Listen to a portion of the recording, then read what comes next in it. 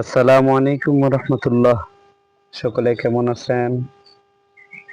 এই যে আজকে আপনাদেরকে একটি জিনিস আমি দেখাইতে নিয়ে এসেছি। শশা দেখতে পাচ্ছেন? শশা অনেক মাদ্রাসার এক কোনায় অনেক মেহনত করে কষ্ট করে রমজান মাসে গাছ লাগিয়েছিলাম। আলহামদুলিল্লাহ, দেখেন অনেক ফুল আসছে।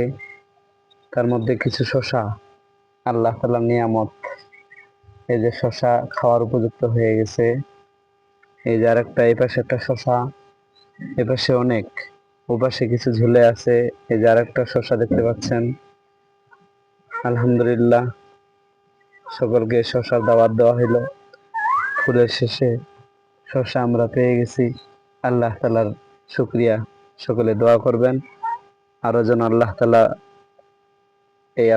নিয়ামত গুলা বাড়ায় দেয়, যেন সকল ছাত্রী ছাত্র আমাদের খেয়ে উপভোগ করতে পারে। আলহামদুলিল্লাহ। আসসালামু আলাইকুম রহমতুল্লাহ।